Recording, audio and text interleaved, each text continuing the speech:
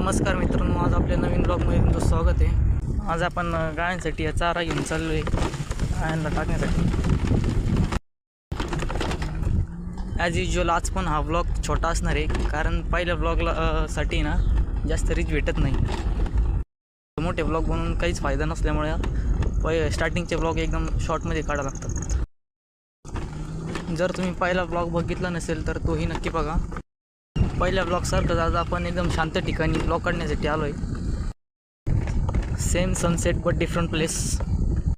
हे जे लोकेशन आहे ते एकदम खतरनाक मानलं जातं, चांगल्यासाठी पण आणि वाईट कारणासाठी पण। चांगली गोष्ट म्हणजे इथं शांतता आणि चांगला व्ह्यू भेटतो।